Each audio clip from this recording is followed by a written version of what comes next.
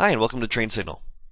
We're continuing our discussion of advanced services in Windows Server 2012, and we're looking at the backup and restore functionality.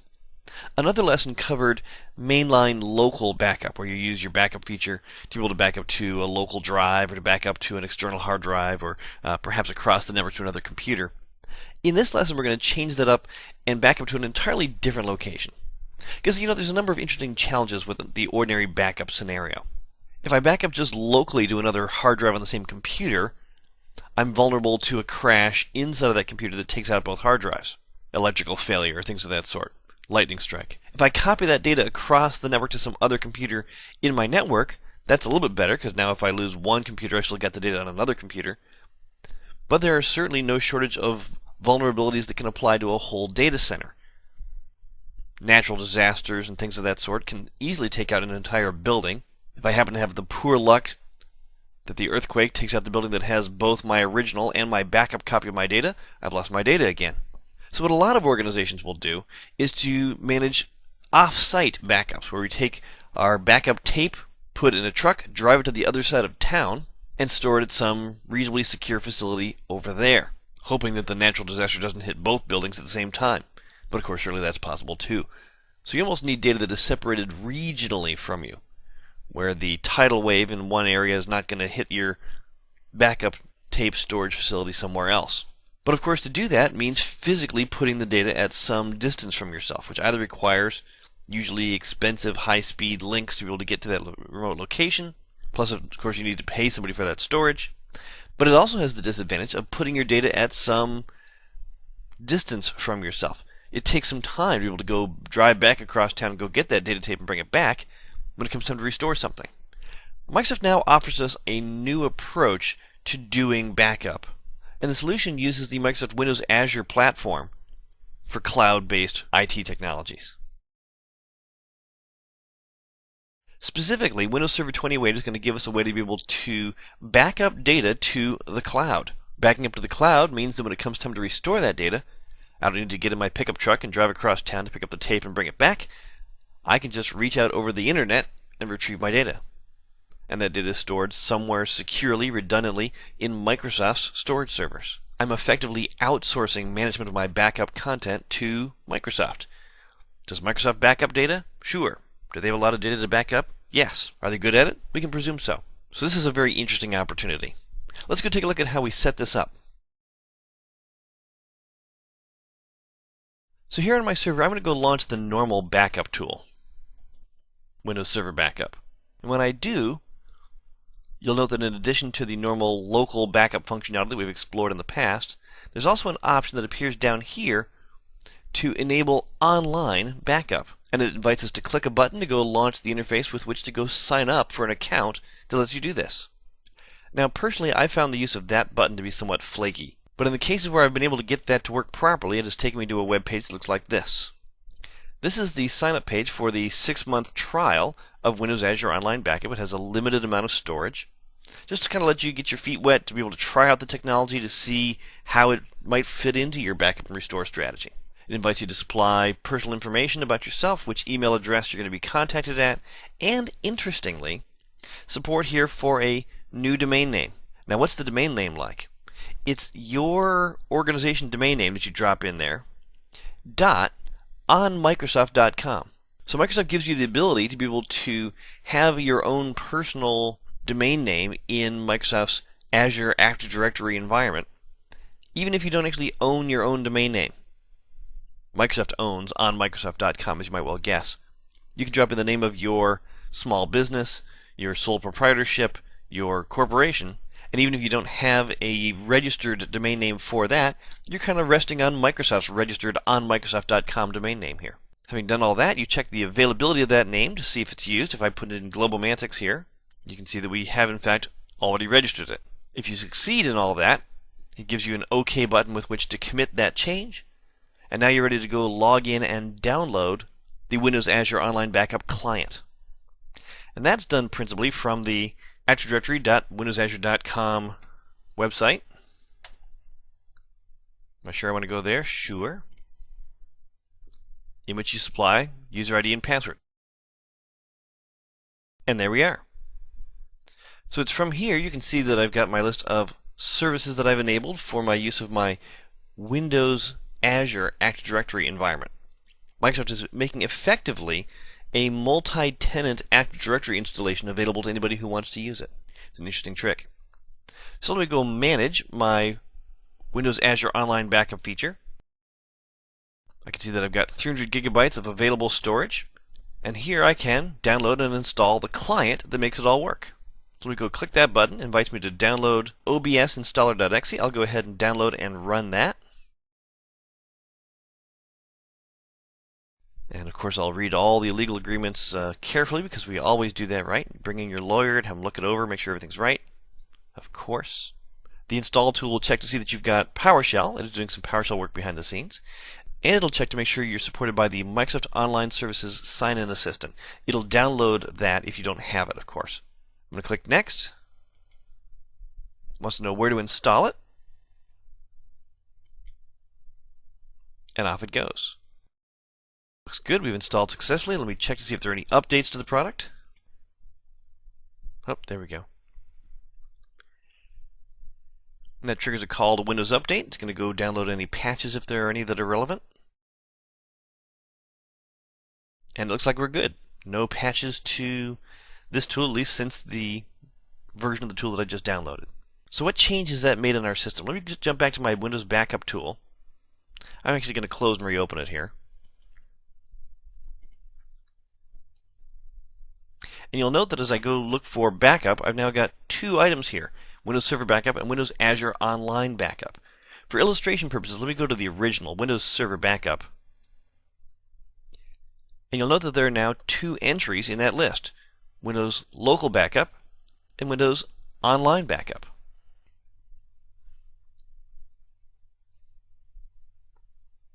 There we go. Behind the scenes, it initialized the Azure Online Backup agent. But we're not done yet. We're not ready to start doing backups because we need to take one more important step. We need to register the server. This registration process is going to link this computer with the user ID and password that I established at Windows Azure. Let me go ahead and click that. And that launches the registration wizard. One interesting note worth being aware of here, something you won't see easily documented anywhere, is that the computer that you're setting this up on does need to have the same time as the servers you're connecting into at Windows Azure, by which I mean that you have to have your time set correctly for your local time zone and the current time of day. I had a server at one point where it was demo environment getting time from a local domain controller. The domain controller was on the wrong time zone. It was the right time of day, but the wrong time zone, so it was constantly pushing the time to my local server that I wanted to back up, and the time kept changing.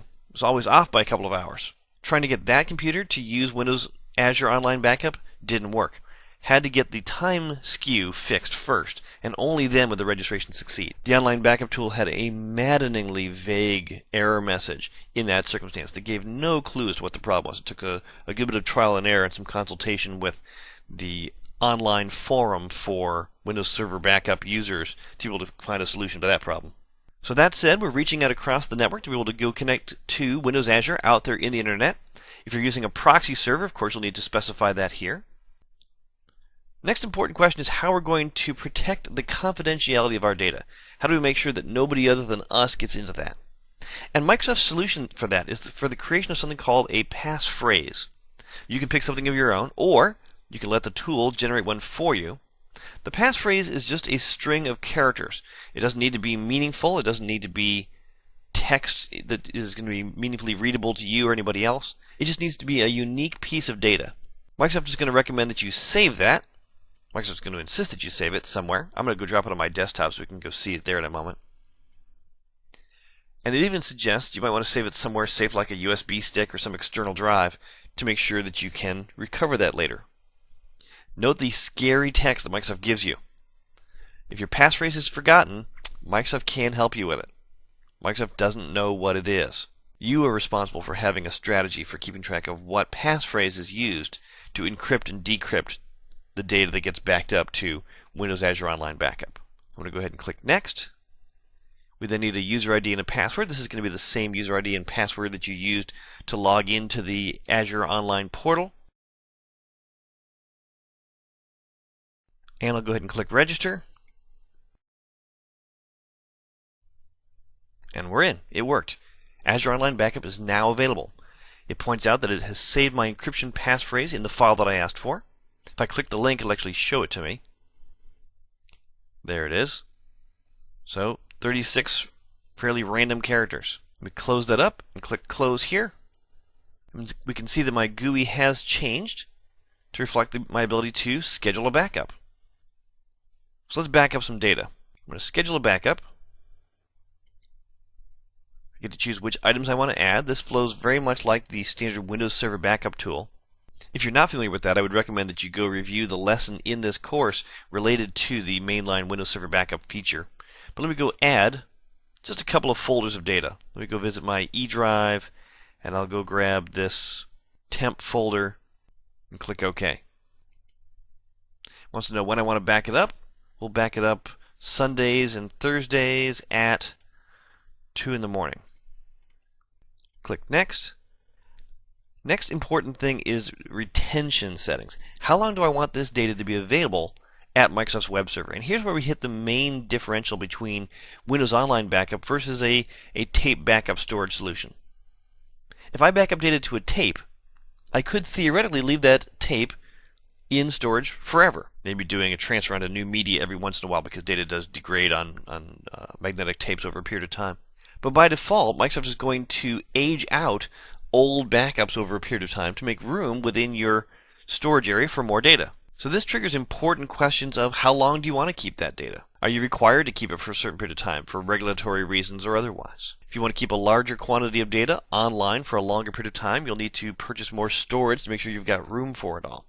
So that'll be up to you to decide how much storage space you want to purchase, knowing that that'll have an impact on the fees that you pay to Redmond. So I'll go ahead and leave that at half a month, and I'll go ahead and click Next. We're going to back up selected files from Drive E and keep them online for half a month. I'm going to click Finish. We've created our schedule. Looks good. Next important question is, do I want to wait for that to occur or go ahead and back up now? I'm going to go ahead and click Backup Now. It's offering me to execute the scheduled backup that I had created earlier. I'll say go ahead. Note the interesting text there. It said taking snapshot of volume. What does that mean? It means we are using VSS in the background, Volume Shadow Copy Services. The system is asking each running application to come to a stable set of files briefly, so the system can take a snapshot of what that data looks like, so it can then back up the snapshot while allowing the application to continue working with its live files.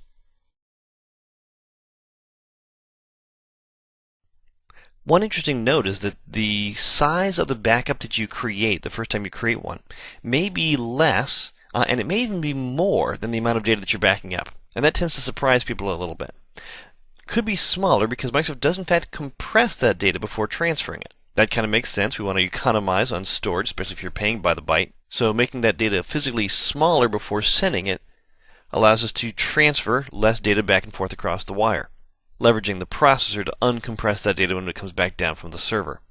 The other side of that is what's called metadata, data that describes the data. And the first time you do a backup, there's a lot of information about you and your backup regime that gets copied across the wire as well. So you might well see your initial backup, if it's a small one, you might see that it's a recognizably larger quantity of data being passed across the wire than you expected. Don't be shocked, that's normal behavior. This is going to take a minute. Let me speed this up. Hang on a second. And there we go. We've transferred all of our data across the wire. We're going to click Close. And we've successfully backed up data to the cloud. So the last piece of ensuring that the Windows Online Backup service is going to be useful to us is being able to restore data. Being able to back it up does me no good unless I can get it when I need it. So let's see how that works. So for demonstration purposes, let me bring up the backup tool, but let me do it the other way. Let me go to Windows Azure Online Backup. And you'll note that that brings me just to the online portion of the backup tool. So really I've got two different versions of the backup utility that I can use. I can use the classic Windows Server Backup, which allows local or online backups, or I can just jump right to the online backup tool if I'm doing only online related work. So let me go click the Recover Data link over here off to the right and pull some data back down from the cloud. It wants to know which server's data am I recovering. This is data from this server.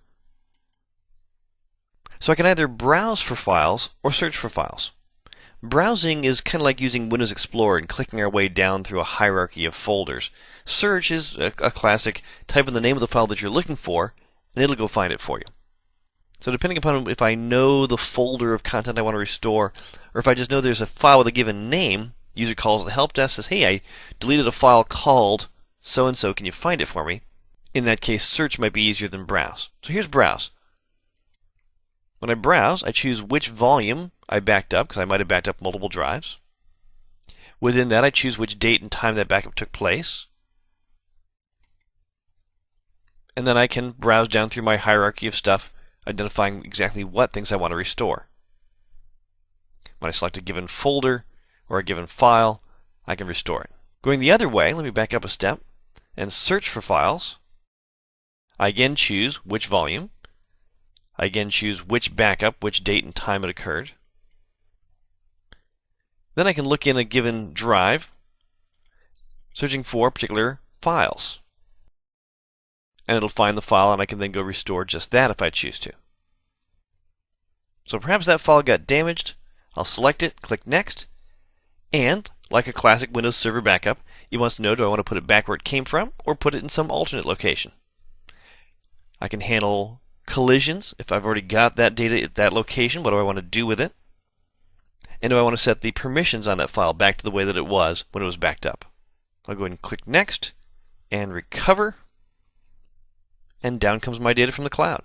It's going to download and it's going to uncompress it, because remember that the data was in fact in a compressed state at the server. This is going to take a minute. Let me speed this up. Hang on a second. And there we go. It's all set. Let me go ahead and click Close. And we've done it. So we've been able to back up and restore data to the cloud, to Microsoft's storage facilities, wherever in the world they might happen to be, allowing restore of that data 24/7 without needing to wake up the guard at the storage facility where our data tapes reside, without needing to worry about that tape being damaged by a leaky air conditioner at the facility. Instead, my data is stored securely, probably redundantly, at Microsoft's headquarters. This is an interesting opportunity to supplement your existing backup strategy with cloud-based backup and restore. I've got the fast availability of local backup with the security of knowing that it's not local at all. It's not on my local computer. It's not even in my data center. It's not in any of the facilities that I control. Now, that doesn't mean that I won't also have a tape backup strategy as my backup plan. But that being said, this might be a compelling improvement to the way that you do backup and restore in your organization. So that brings that lesson to a close. Why don't you take a while to go outside and enjoy the fresh air, and then come on back in for another lesson.